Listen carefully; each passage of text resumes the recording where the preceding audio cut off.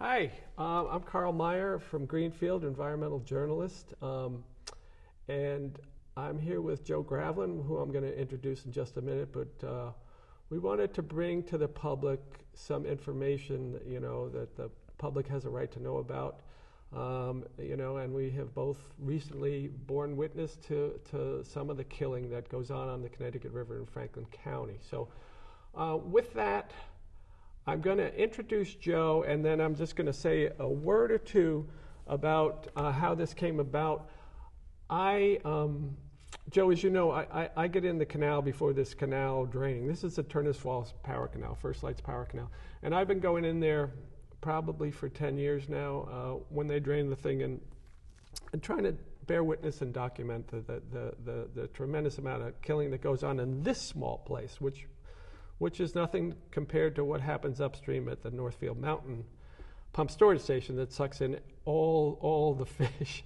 But there's this one time every year for a week that they drain the canal. And I happened to bump into you in Turners Falls the week that the canal drained. And we got to talking. We were in one of the fashionable places the best. in Turners Falls. And I said, I could take you down there. You can, you know what's going on. I said that the canal's drained, and there are hundreds of fish that you can just see from walking along the roadside of the canal by the Conti lab.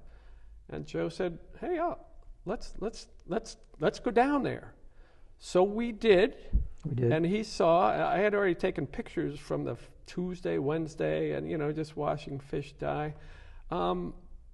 And we spent some time there, and then I was hoping Joe would get back, and he did a day or two later, and he got out there and made some just heart-wrenching and sort of wonderful public informational and bearing witness video. So let me stop talking and let Joe talk a little bit, and we're going to look at some video. All right, so I've been working with the relicensing process since 2012, written more documents than I want to admit my wife would let me write. You got to understand, if you've been married as long as I have, you have a relationship that's worth keeping in one piece. But boy, I got to tell you, when the government steps in and you want to try to get a point across, sometimes you have to put a lot of time in, and I've done just that since 2012. Now, so I'm an environmentalist, a historian, a lecturer on indigenous history, and a stakeholder since 2012, and also an intervener. So here we are. I went down as Karl suggested, and that was on the 1st of October, and pulled out my trusty phone, and Karl and I are going to look at some pictures here that you folks are going to get the chance to see. So what are we looking at here, Joe? So let's look. Where are we? We're about 300 yards from the pullover to go down to Rock Dam.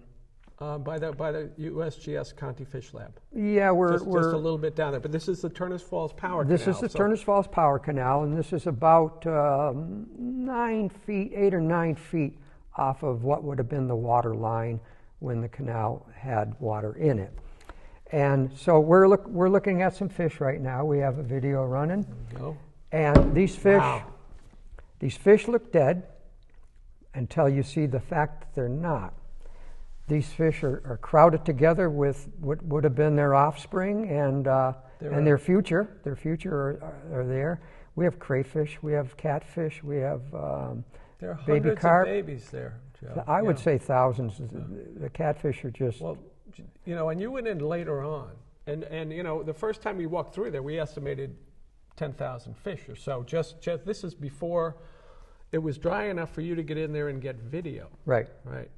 So the real interesting thing to me, I mean, it is a horrific sort of amount of information that the public doesn't see. These are all different species of fish that come down the Connecticut River because they're funneled into that canal. All kinds of species of fish. And this does not get documented by anybody. We have talked about this. People get in there, and they do a little bit of science, and there's sort of a feel-good event that happens in the very lowest part of the river where they rescue lampreys, and they maybe get 100 or 1,000 of them, and and it ignores the absolute Carnage. reality of the Yeah. killing here. Carnage. And they're not documenting that. There are no pictures, there are no videos, and they've been doing this for years. The Watershed Council and some scientists. This is the Conti Lab, which is right there, right? So they have every year an opportunity to get onto this big pile of basically muck. I mean, the canal is filled with muck, and the fish of all species get trapped in the low places of that muck. Why doesn't the Conti Lab put out some transepts, right? And take pictures and document this killing, because this is what happens every year to the Connecticut River's fish. So how many years are we looking at now? We're looking at 54 years, something along that line? Yeah. This is, and they've, I can't remember, early 70s they widened that canal to take more water from the Northfield Mountain Pub storage station. Correct, yeah. So this is Longer than that. one. Yeah. Every year, right around the same time, the source to sea cleanup happens, right? And, very nice, makes people feel good. This is the river cleanup that has, the horrific river cleanup that has never happened. And the real horror, as we both know, and I've done this before, but the massive suction of the Northfield Mountain Pump Storage Station, this is Turners Falls Industrial Park. This is the river getting pulled backwards, and it goes down to here, and this is the French King Rock is over here. Joe lives upstream somewhere. I live right up there. here, yep. The dam is down here. They suction so much of the river, it's the equivalent for hours at a time of seven 3-bedroom homes, I think, how many, 3,600 an hour or something like that. It just kills everything that's happening. And that's the river cleanup that has been basically ignored for all this time, is the shutdown of this monstrous machine that uses far more energy to suck a river backwards and push it a mile uphill than ever is returned to the river. And, so the videos that we're seeing here, as, Joe has, this is happening invisibly up at Northfield. This is just a fingernail of the killing that goes on. That's the river cleanup that would matter, Joe. I'm sorry, Well, from an indigenous standpoint, you need to understand that the river is a living being. It's not a cultural resource as the federal government calls it. It's a living being. It has a right to be alive. And indigenous people don't look just at the river or the water, but they look at the whole physical environment, including the fish. Right. So you have the vegetation, you have the riparian landscape, you have the water, you have the river, the life force that it brings.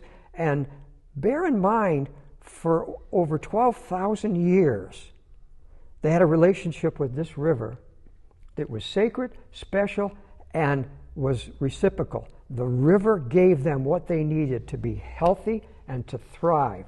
And they understood they had an obligation to Creator and the river to take care of her. And they did just that. And they did it for 12,000 years. And here we are, we're 54 years into some kind of a new technology that's just devastating. Right, and they want to repaint it. They want to put lipstick on this thing. And it's really about energy for all sorts of things that we do not need. And it's about the coastal cities. And this is a foreign corporation, of course. Public sector pension investments arrived in 2016. They're not even, they're 8 years old here. It's a big money maker. The tough stuff about this is that this should not be happening. It should have been shut down long ago. But I am just so grateful that Joe arrived here to help bear witness, because it's nice to have somebody at your side that understands this and did the work. But the horrific killing of the Connecticut River, I mean, it's not even a living river. Living rivers don't flow backwards for miles. They don't dry up, too. We're just for about a mile coming and a to half. the end, but Yeah. Joe has been at this, probably as long as I have, and it's been an honor to sort of present this to you folks. Joe Graveline lives up in Northfield. Yeah, Karl, Thank you. I've lived on this river for the best part of my life. It's really important to me, has been since I was a child. It really ought to be important to everybody out there. I hope people will show up for the hearings. And I hope opinions will be made and done in writing, if possible. Yeah, and we have we're taping this about a week before there are October 10th hearings with the Massachusetts Department of Environmental Protection.